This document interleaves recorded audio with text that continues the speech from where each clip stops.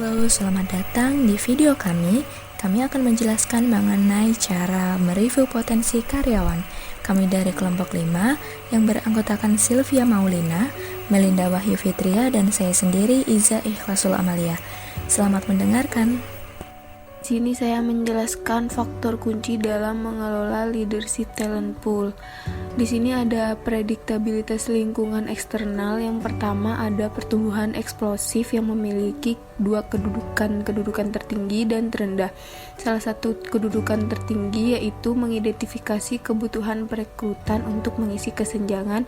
Yang terendah yaitu mengidentifikasi bakat eksternal untuk memenuhi kebutuhan yang mendesak. Yang kedua, ada pertumbuhan sedang. Di sini juga ada dua kedudukan, yaitu tertinggi untuk mengidentifikasi kebutuhan perekrutan selama tahun depan. Kedudukan terendahnya yaitu mengembangkan bakat internal selama 12 hingga 18 bulan ke depan. Yang ketiga ada pertumbuhan lambat. Di sini kedudukan tertingginya yaitu meninjau bakat yang dibutuhkan untuk mengejar strategi baru. Kedudukan terendahnya adalah mengimplikasi strategi untuk kebutuhan bakat.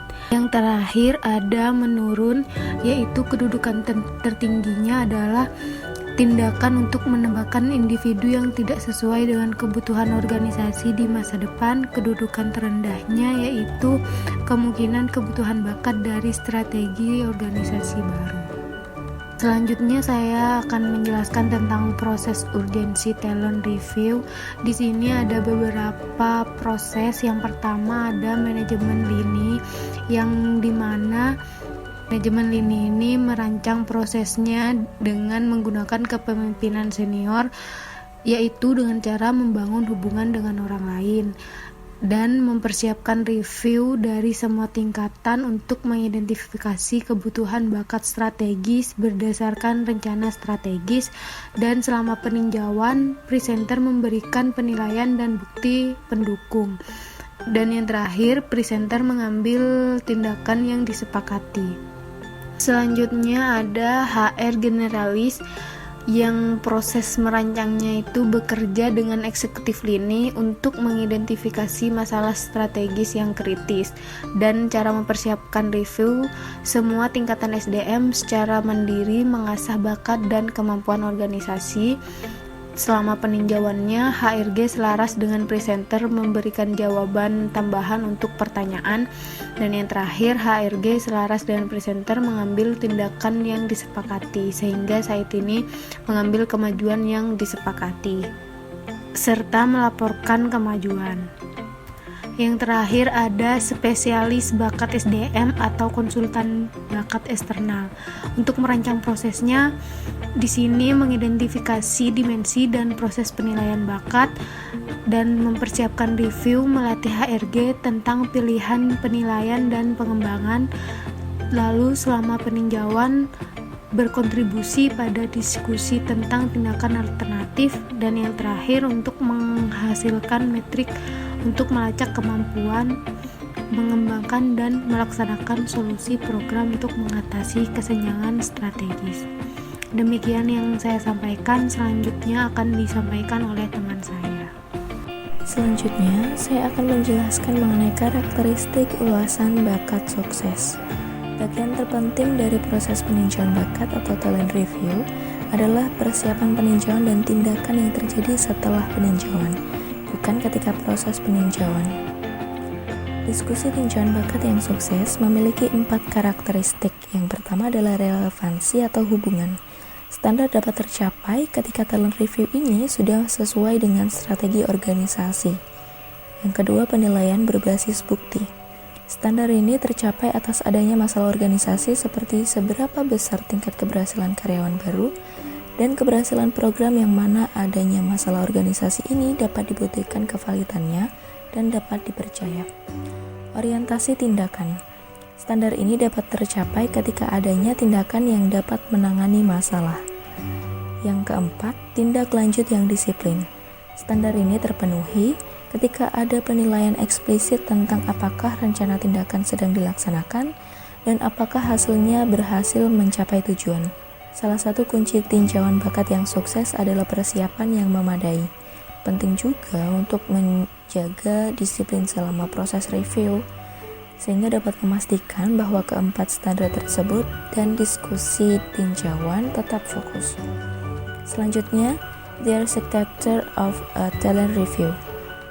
Organisasi menghadapi sejumlah keputusan saat merancang proses tinjauan bakat. Kapan harus meninjau, siapa yang harus ditinjau, dan apa yang harus ditinjau. Kapan harus meninjau?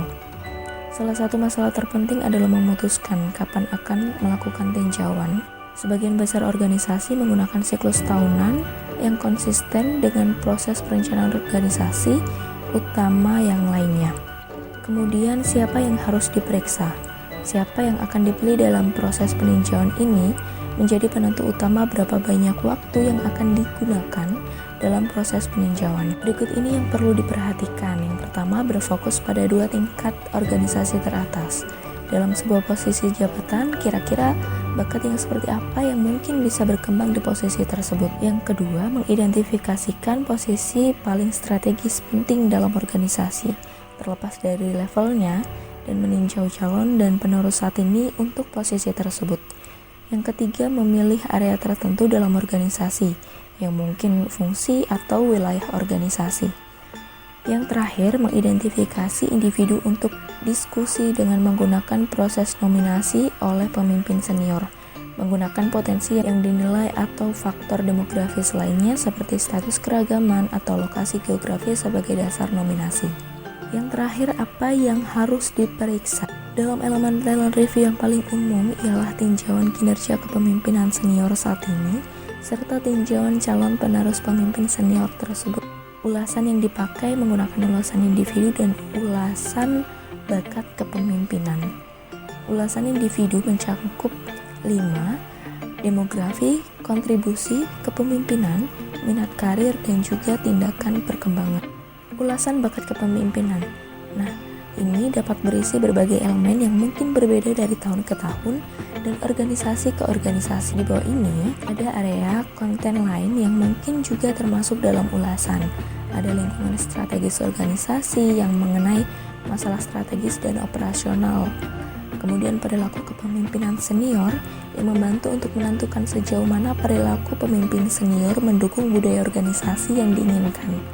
Kemudian matriks potensi kinerja yang akan saya jelaskan sesuai dengan tabel di slide selanjutnya. Kemudian ada risiko retensi, penilaian tentang seberapa kritis seseorang terhadap keberhasilan organisasi, serta seberapa besar kemungkinan individu tersebut akan meninggalkan organisasi di masa depan. Lalu perencanaan penggantian dan manajemen suksesi. Perencanaan penggantian hanya mencantumkan nama-nama individu yang dapat menggantikan individu tertentu jika mereka tidak lagi dalam posisinya. Sedangkan manajemen suksesi adalah mengidentifikasi kemungkinan penggantian internal, mendiskusi kesiapan mereka, kemudian mengidentifikasikan rencana aksi pengembangan untuk mempersiapkan mereka untuk peran tertentu. Lalu ada indikator kritis. Nah, ini adalah tingkat turnover di mana lebih fokus pada program sumber daya manusia daripada individu tertentu. Matriks potensi kinerja.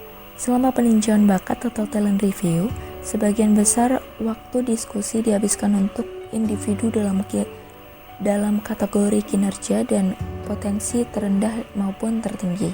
Nah, kinerja terendah dengan potensi terendah, dalam kategori ini manajer dapat memberikan feedback untuk mengatasi kurangnya kinerja, dan keputusan manajer bisa sampai memberhentikan karyawan tersebut. Kemudian kinerja tertinggi, potensi terendah. Nah, dalam kategori ini dapat diberikan feedback pada karyawan berupa paparan dan umpan balik positif dari manajemen senior. Kemudian ada tugas kerja yang menantang, lalu diberikan juga kesempatan pengembangan yang sesuai. Selanjutnya, kinerja terendah dengan potensi tertinggi. Nah, dalam kategori ini menimbulkan beberapa pertanyaan. Apakah cukup menantang untuk menilai kinerja yang akurat? Apakah pengalaman memenuhi kebutuhan perkembangannya? Atau apakah dia mendapatkan pendampingan yang akan membantunya berintegrasi ke dalam organisasi dan menjadi sukses? Lalu ada kinerja tertinggi dengan potensi tertinggi. yang mana dalam kategori ini, karyawan yang sama-sama memiliki kinerja dan potensi yang tinggi masih menimbulkan pertanyaan juga, yang sekiranya setelah ia memiliki keterampilan teknis bernilai A, apakah mereka punya potensi keterampilan dan kepemimpinan yang juga bernilai A? Kemudian manajer juga memberikan tugas untuk menjawab pertanyaan tersebut. Selanjutnya adalah talent assessment yang biasanya disebut penilaian bakat. Talent assessment adalah suatu tes penilaian untuk mengetahui bakat yang dimiliki seseorang. Tujuannya adalah agar dapat mengetahui dan mengukur kemampuan yang lebih spesifik sehingga dapat memberikan informasi kemampuan lainnya yang bersifat beragam. Dan di sini ada beberapa pendekatan yang mendasarkan penilaian bakat. Yang pertama, ada penilaian kemampuan dan karakteristik kepribadian berdasarkan penilaian psikologis. Yang kedua, ada kompetensi kepemimpinan penting untuk melaksanakan sebuah strategi organisasi. Yang ketiga, ada kompetensi strategis yang dibutuhkan untuk memenuhi strategi organisasi. Selanjutnya di sini ada beberapa contoh elemen strategi bakat. Yang pertama ada berdasarkan keputusan bakat pada hasil dan perilaku. Tindakan yang dilakukannya adalah mempertahankan individu dalam peran cukup lama untuk menunjukkan kinerja sebelum pindah ke peran lain. Yang kedua ada mengembangkan sikap kepemimpinan.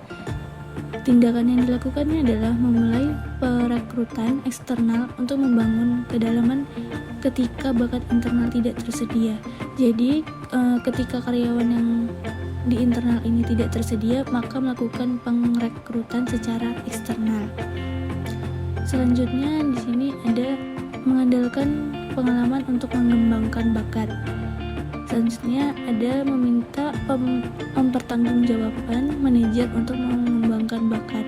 Di sini manajer mempertanggungjawabkan dalam mengembangkan bakat seseorang. Yang terakhir ada hasil akhir talent review.